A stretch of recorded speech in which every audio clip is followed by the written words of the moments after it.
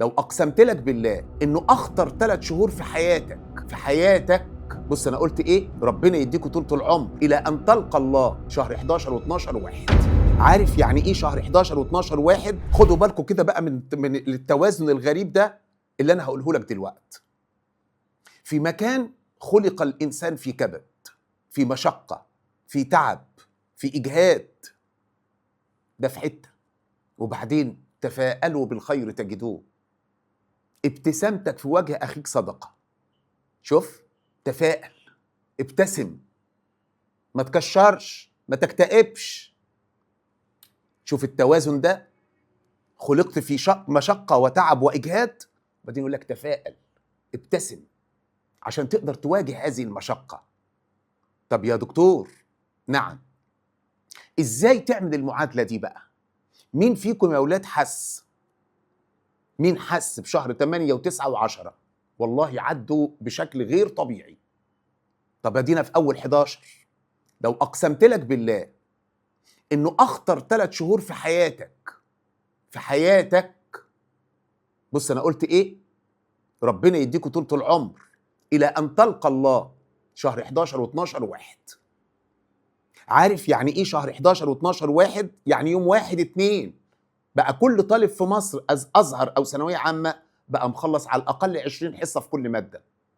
طب تصور بقى كده يوم 1/2 وأنت بتسمع الحصة رقم 21 وعندك مشاكل في ال20. شوف الدنيا هتتلخبط منك إزاي؟ يبقى لو سمحت، إذا كنت لخبطت في 8 و9 و10 في فرصة إن أنت تصلح ده. افهموا إنما 11 و12 و1 الموضوع بعد كده هيبقى مش ظريف وهيبقى صعب. طب هتعمل معانا إيه يا دكتور مجدي في مادة الأحياء والجزء الخاص بالجيولوجيا؟ أنا شرحت لحضراتكم الدعامة والحركة والتنسيق الهرموني، وهنبدأ التكاثر وهخلصه بأقصى سرعة ممكنة. أنا شايف المدرسين منزلة الجداول، اللي هيخلص في 10 حصص واللي هيخلص في 11 حصة. كل ده تضييع وقت. بعون الله مش هيجي عليا يوم 1/1/2026 إلا لما أكون انتهيت من التكاثر ده بإذن الله تعالى قبل هذا الميعاد، وبمنتهى الدقة وبمنتهى الفهم وبمنتهى التركيز. طب هتشرحوا لنا إزاي؟ ما أنا شرحت التنسيق الهرموني بخبرة الدكتور مجدي اللي بيدرس بقاله 42 سنة، والطلبة كانت مستغربة. قلت له اصبر. لما خلص عرف إن أنا كنت صح. ده بعض المدرسين دخلوا يشكرونا على إن إحنا درسنا بالطريقة دي وقالوا حضرتك كنت صح. بص، أنا برضه هشرح التكاثر بخبرة الدكتور مجدي. كل طالب اتدرس له التنسيق الهرموني وبدأ بالغدة النخامية كان بيحفظ. عمال يحفظ في الغدة النخامية بتطلع هرمون FSH. بيعمل إيه؟ بيعمل حوصلة جراف. لا عارف يعني إيه حوصلة جراف ولا غيره. طب والLH بيعمل الجسم الأصفر. مين الجسم الأصفر؟ مش عارف. بص، بنحفظ مش بنفهم. بنفس الطريقة هشرح التكاثر. التكاثر فيه جزء ما قبل الإنسان، ملوش علاقة خالص بالتكاثر في الإنسان. طب مين درجته أكبر؟ التكاثر في الإنسان. طب مين الأهم والأصعب؟ التكاثر في الإنسان. طب مين اللي مرتبط بالتنسيق الهرموني؟ التكاثر في الإنسان. يصح بقى أروح أشرح التكاثر من أوله؟ أدي مقدمة قدام عينك؟ أضيع وقتك بقى في الانشطار الثنائي والتبرعم والتجدد وصور التكاثر الجنسي وظاهرة تعاقب الأجيال والتكاثر في النبات؟ تعالوا جري نخش على التكاثر في الإنسان، عشان ده أهم ودرجته أكبر وعشان تفهمه كويس. يا دكتور، طيب هتشرح لنا التكاثر في الإنسان؟ وهتكتشف برضو قدام عينك بعد ما نخلص التكاثر إن أنا كنت صح، عشان درجته أكبر وعشان ده أكثر أهمية وعشان نربطه بالتنسيق الهرموني. يبقى جري ورا الدكتور مجدي. عملنا لكم حصة ونزلناها على اليوتيوب، وانا قلت ده بداية الجد. الكلام الفارغ بتاع الدعامة والحركة والتنسيق الهرموني ولو انت عندك مشاكل فيه سهل علاجه، انما التكاثر ده اكبر موضوع عليه الدرجات بقى 12 درجة. فناخد بالنا لو سمحتوا. خدوا بالكم لو سمحتوا. جري ورا الدكتور مجدي. مفيش وقت.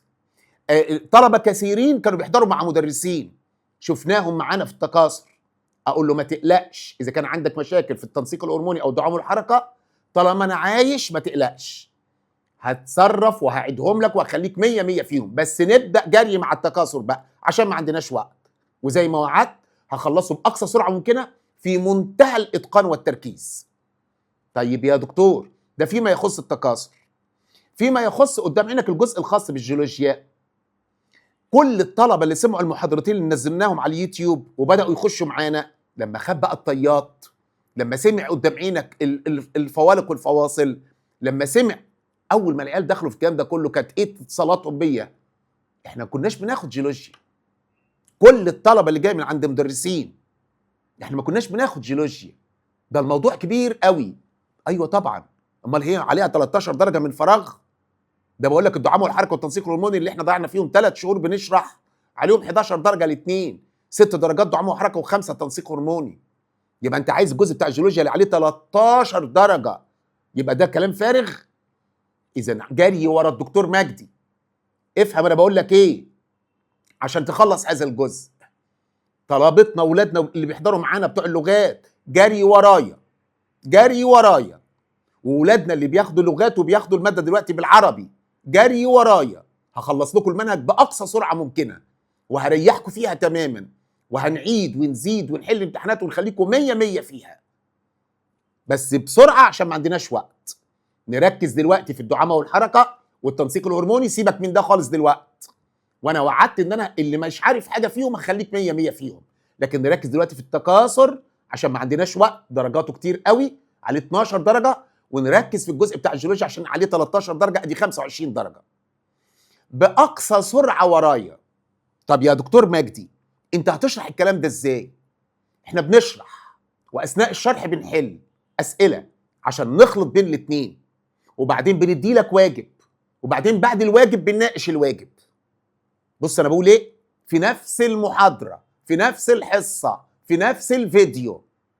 بص المنظر ده تاني، انا بشرح وبعدين بدي اسئله اثناء الشرح عشان اثبت هذا المفهوم في دماغك، وبعدين بديك واجب، وبعدين بعد الواجب بعمل لك مناقشه لاسئله الواجب.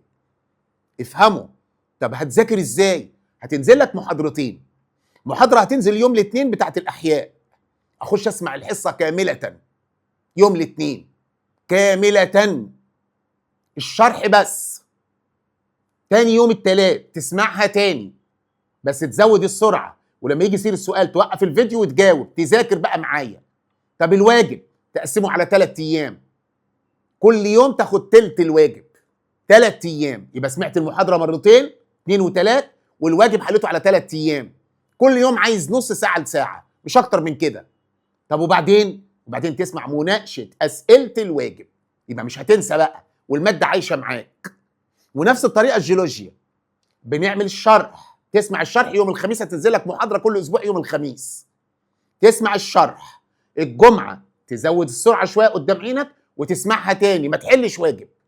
يوم ده خميس وجمعه، سبت حد اتنين تقسم الواجب على 3 ايام، كل يوم تاخد لك 10 15 سؤال، اكتر من كده مفيش. يعني عايز نص ساعه لساعه، وبعدين خلاص استوعبت الموضوع، اسمع مناقشه اسئله الواجب. قمه الفايده في المناقشه بتاعت اسئله الواجب. بص انا قلت ايه؟ المذاكره هتبقى كده. الموضوع عايز مجهود وعايز تعب، عايز انت بتذاكر الاحياء وبتذاكر الجيولوجيا، دي بقت ماده ونص، ما ضافوش للفيزياء حاجه من 20 سنه، ولا للكيمياء ولا عربي، ما تضافش حاجه، لكن جابوا نص منهج الجيولوجيا حطوه في اخر الاحياء.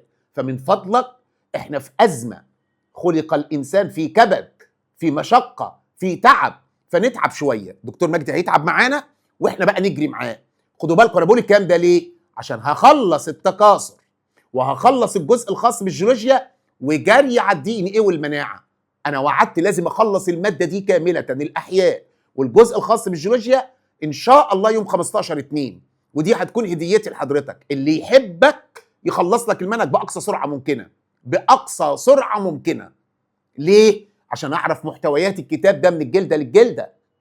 لما تعرف محتويات الكتاب، اذا كنت طالب ازهر قدامك 3 شهور ونص، هتمتحن في اخر 5 اول 6، واذا كنت ثانويه عامه عندك اكتر من 4 شهور. هنعمل ايه؟ هنعيد ونزيد ونحل ونتدرب. خدوا بالكم وركزوا، اللي دلوقتي بيشرح على مهله وبالراحه وبيشرح التكاثر في 8 9 10 حصص 11 حصه، وبعدين يجي في اخر السنه يروح مكروت العيال في الدي ان ايه في اقل من شهر ويشرحوا في 7 حصص، وبعضهم بيشرحوا في 6 حصص، هذا لا يرضي الله. ده الدي ان ايه عليه 16 حصه، 16 اسف درجه. يبقى اتقي ربنا بقى، يبقى اتقي ربنا. اللي يخلص المناهج بسرعه هو ده المدرس الشاطر. فانا عاقد النيه على ده.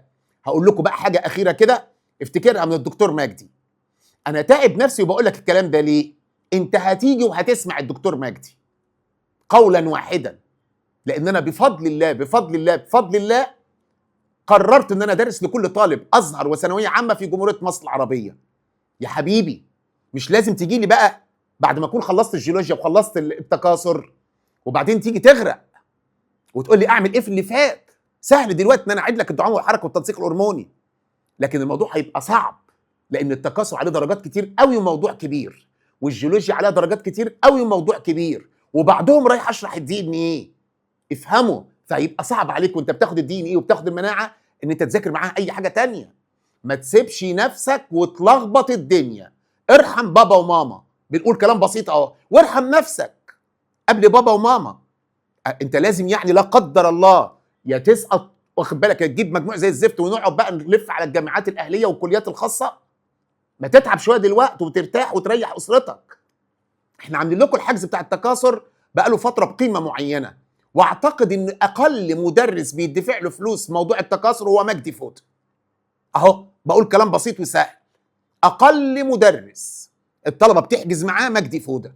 الكلام ده هيستمر معاك لغايه يوم 10 11. يوم 11 هتزيد القيمه الماديه بتاعته. يبقى ليه ترهق اسرتك؟ بترهق الناس ليه؟ ما ترحمهم.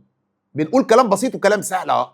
وعندك حصه موجوده على اليوتيوب، خش اسمعها، لان الموضوع مش سهل. استخف بيك واقول لك الموضوع سهل؟ لا والله الموضوع مش سهل. ولو انا كنت عايز استخف بيك كنت اروح اشرح التكاثر من اوله زي بقيه المدرسين، وده غلط. واللي بيعمل هذا الكلام قلت لك يا بيستخف بولاد الناس وضعيف علميا، كلامي واضح، يا اما صغير وما عندوش خبره، وبالتالي ده كله تضييع وقت. انا لا عندي وقت لا استخف بحد ولا اضيع ولاد الناس. انا خدتك ورحت اشرح اهم موضوع واكبر موضوع عليه درجات التكاثر في الانسان. شد حيلكم وركزوا شويه. اولياء الامور الاباء والامهات، احنا مش شغلتنا بس ان احنا نوفر فلوس لاولادنا عشان ياخدوا دروس، متابعه شويه، نعيش معاهم شويه، عشان ال3 اشهر دول مهمين قوي. نتابع ولادنا، نطبطب عليهم كده ونقول لهم ابذلوا شويه مجهود. الصحيان الساعه 5 الفجر، تبدا مذاكره الساعه 6، من الساعه 6 لغايه الساعه 12 6 ساعات. تاكل كويس وتملى بطنك قدام عينك وتخش ترتخي كده بعد ما تصلي الظهر لمده ساعه ساعه ونص. الساعه 2 ونص تكون على كتابك لغايه الساعه ما تبقى 8 ونص. 6 ساعات الصبح و6 ساعات بالليل. ما عندكش احتمال تاني. اللي مش هيعمل اللي انا بقوله ده مش هينجح، ولو نجح هيجيب كلام فارغ 50 55%. قولا واحدا اتقي ربنا وذاكر. طب الصبح اذاكر ايه في 6 ساعات؟ اذاكر قدام عينك ماده 3 4 ساعات واحل واجب ساعه وواجب ساعه على مادتين. بعد الظهر 6 ساعات اذاكر ماده 3 4 ساعات واحل واجب على مادتين. كل يوم لازم تذاكر مادتين وتحل على 4 مواد. ما عندكش حل تاني. 11 و12 و1 اوعى دول يعدوا منك، هتبوظ السنه. والله الثانويه العامه ما هي 3 و4 و5. اللي ذاكر ذاكر في الوقت ده، اللي ذاكر ذاكر. يلا نشد حيلنا ونتقي ربنا ونتجدعن. اياك نعبد واياك نستعين. ربنا معاك. رقم 1 ما تعملش حاجه تزعل ربنا، ارضي بابا وماما وخليهم يدعوا لك. رقم 3 خطط لشغلك كويس. رقم 4 يبقى عندك شويه صبر. 5 هنرضى باللي ربنا يعمله فينا. ربنا يرضيكم ويرضى عنكم وييسر لكم كل ما هو قدام عينك من شؤون حياتك كلها بالكامل، ييسرها لك ويجعل لك الصعب سهل ويوفقكم وينجحكم ان شاء الله ويفرح ابائكم وامهاتكم ويفرحني بنجاحكم. القاكم على خير والسلام عليكم ورحمه الله وبركاته.